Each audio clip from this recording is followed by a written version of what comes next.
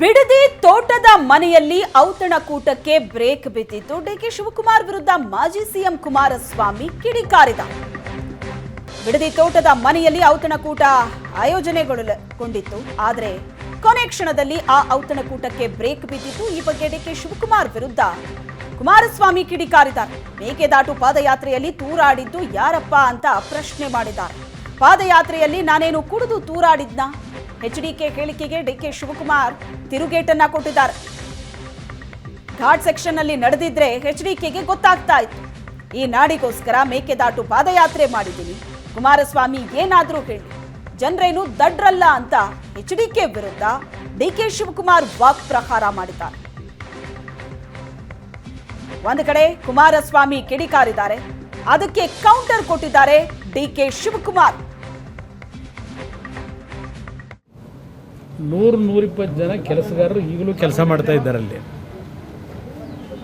ಅಲ್ಲಿ ಕೆಲಸಗಾರರಿಗೆ ಇವತ್ತು ಊಟದ ವ್ಯವಸ್ಥೆ ವರ್ಷದ ಒಡಕು ಅವ್ರಿಗೆ ಮಾಡ್ತಾ ಇದ್ದಾರೆ. ನಾವು ಕಾರ್ಯಕರ್ತರಲ್ಲ ಲೀಡರ್ಗಳು ಇವತ್ತು ಎಲೆಕ್ಷನ್ ಸ್ಟ್ರಾಟಜಿಗೆ ಸೇರ್ತಕ್ಕಂಥದ್ದೇನಿದೆ. ಅಲ್ಲಿ ಕಾಂಗ್ರೆಸ್ನವ್ರು ಏನೋ ಹೆಡ್ ಆಫೀಸು ಅದೇನೋ ಕಳಿಸೋರಂತಲ್ಲ, ಯಾವುದೋ ಫೋಟೋಗಳು, ಅದು ಹೆಡ್ ಆಫೀಸೇ, ಅದು ಶಕ್ತಿ ಕೇಂದ್ರ. ಅದು BJPಗೆ ಯಾವ ರೀತಿ ಕೇಶವ ಕೃಪಾ ಇದೆ, ಅದೇ ರೀತಿಯಲ್ಲಿ ನನ್ನ ಪಕ್ಷದ ಕಾರ್ಯಕರ್ತರಿಗೆ ಅದು ಕೇಶವ ಕೃಪಾ ಇದ್ದಾಗೇನೆ. ಅದು ನನ್ನ ಪಕ್ಷದ ಕಾರ್ಯಕರ್ತರಿಗೆ ಅದು ಶಕ್ತಿ ಕೇಂದ್ರವೇ. ನನ್ನ ಪಕ್ಷದ ಕಾರ್ಯಕರ್ತರಿಗೆ ಏನು ಕಾಂಗ್ರೆಸ್ ಆಫೀಸಲ್ಲಿ ಶಕ್ತಿ ಕೇಂದ್ರ ಮಾಡ್ಕೊಳ್ಳ, ನಾನು ಹೆಡ್ ಆಫೀಸ್ ಮಾಡ್ಕೊಳ್ಳೋಕ್ಕಾಗತ್ತಾ? ನನ್ನ ತೋಟದಲ್ಲಿ ನಾನು ಹೆಡ್ ಆಫೀಸ್ ಮಾಡ್ಕೊಂಡ್ರೆ ಇವ್ರಿಗೇನು ಕಷ್ಟ? ಆಮೇಲೆ ಅದು ಎಂಥದ್ದು ಟ್ವೀಟ್ ಮಾಡೋರಲ್ಲ, ನಾನು ರಸ್ತೆಯಲ್ಲಿ ತೂರಾಡಲಿಲ್ಲ, ಮೇಕೆದಾಟು ಹೆಸರಿನಲ್ಲಿ ನೀವೇ ತೋರಿಸ್ತಾ ಇದ್ದೀರಲ್ಲ. ಪಾದಯಾತ್ರೆ ಮಾಡಬೇಕಾದ್ರೆ ರಾತ್ರಿ ನಾನು ತೂರಾಡಿದ್ದು ಯಾರಪ್ಪ? ನೀವೇ ತೋರಿಸ್ತಾ ಇರ್ತಿರಲ್ಲ. ಮಧ್ಯಾಹ್ನದ ಅಷ್ಟೊತ್ತಿನಲ್ಲಿ ಯಾವನಾದ್ರೂ ಆ ಕಾರ್ಯಕ್ರಮ ಮಾಡ್ತಾರೆ ತೂರಾಡಕ್ಕೆ? ಅಲ್ಲಪ್ಪ, ನಾನು ಕುಡಿದು ತೂರಾಡಿದ್ನಾ? ನಾನು ಮೇಕೆದಾಟು ಪಾದಯಾತ್ರೆ ಮಾಡಿದ್ದೀನಿ, ಸುಸ್ತಾಗಿದ್ದೀನಿ, ನಡೆದಿದ್ದೀನಿ. ಇದನ್ನು ಅಲ್ಲಿ ಘಾಟ್ ಸೆಕ್ಷನ್ ಇದೆಯಲ್ಲ, ಅದು ನಡೆದಿದ್ದರೆ ಕುಮಾರಸ್ವಾಮಿಗೆ ಗೊತ್ತಿತ್ತು. ನಾನು ಈ ಕನ್ನಡ ನಾಡಿಗೋಸ್ಕರ, ಕರ್ನಾಟಕ ರಾಜ್ಯಕ್ಕೋಸ್ಕರ, ಕಾವೇರಿ ಜಲಾನಯ ಪ್ರದೇಶಕ್ಕೋಸ್ಕರ ಆ ಮೇಕೆದಾಟು ಪಾದಯಾತ್ರೆನ ಮಾಡಿದೆ.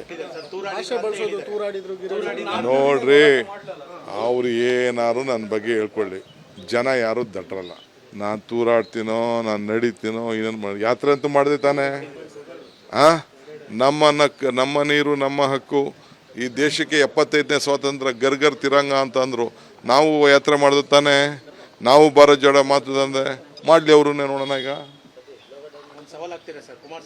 ನಾನು ಅವ್ರಿಗೆ ಸವಾಲ್ಗೆ ಇವಾಗ ಹಾಕೋ ಇದಿಲ್ಲ ಪಾಪ. ನಾನು ಹೆಚ್ಚು ಕಮ್ಮಿ ಮಾಡಿಬಿಟ್ಟು ಆಮೇಲೆ ಆರೋಗ್ಯ ಪಾಪ. I don't want to disturb in is health position. ಸದ್ಯ ಅವರು ಏನೋ ಧೈರ್ಯವಾಗಿ ಎಲೆಕ್ಷನ್ ಮಾಡ್ತೀವಿ ಅಂತ ಬರ್ತಾ ಇದ್ದಾರಲ್ಲ. I wish him all the best.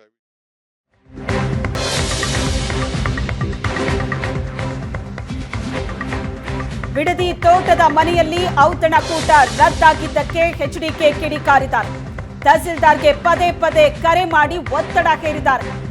ಊಟದಲ್ಲಿ ಗ್ಲಾಸ್ ಇಟ್ಟಿದ್ದು ನೋಡಿದ್ರಾ ಇವರು ಅಂತ ಪ್ರಶ್ನೆ ಮಾಡಿದ್ದಾರೆ. ಗ್ಲಾಸ್ ಇಡೋದು ಅವರ ಸಂಸ್ಕೃತಿ.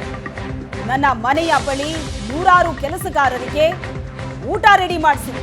ನನ್ನ ಪಕ್ಷದ ಕಾರ್ಯಕರ್ತರಿಗಾಗಿ ಶಕ್ತಿ ಕೇಂದ್ರವೇ ನನ್ನ ತೋಟದ ಮನೆ ಅಂತ ಕೌಂಟರ್ ಕೊಟ್ಟಿದ್ದಾರೆ ಕುಮಾರಸ್ವಾಮಿ.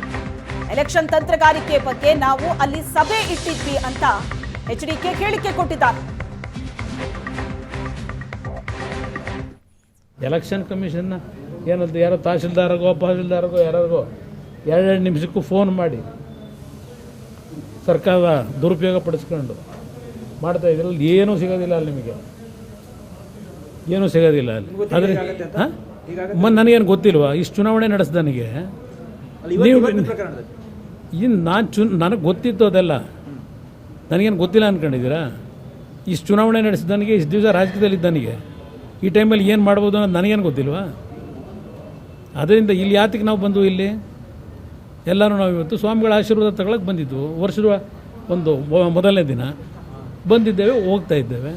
ಅದರಲ್ಲೂ ಒಂದು ಅದೇಂಥದ್ದು ನಿಮ್ಮ ವಾಟ್ಸಪ್ಪಲ್ಲೇನೋ ಹಾಕೊಂಡವರಲ್ಲ, ನೋಡಿದೆ ಇದು ಗ್ಲಾಸ್ಗಳು ಇದೆಲ್ಲ ಏನಲ್ಲಿ ಇದೆಯಾ? ಹೋಗಿದ್ರಲ್ಲ ನೀವೆಲ್ಲ ಹೋಗಿದ್ರಲ್ಲ, ಇದೆಯಾ ಅಲ್ಲಿ ಗ್ಲಾಸ್ ಜೋಡಿಸಿಟ್ಟಿದ್ರಾ? ಎಲ್ಲ ನೀವು ಟಿ ವಿಯವರೆಲ್ಲ ಓ ಬಿ ವ್ಯಾನೆಲ್ಲ ತಗೊಂಡು ಹೋಗಿದ್ದೀರಲ್ಲ ಅಲ್ಲಿ, ಎಲ್ಲ ಏನಾದ್ರು ಗ್ಲಾಸ್ ಇಟ್ಟಿರೋದು ನೋಡಿದ್ರ ಅಲ್ಲಿ? ಅದು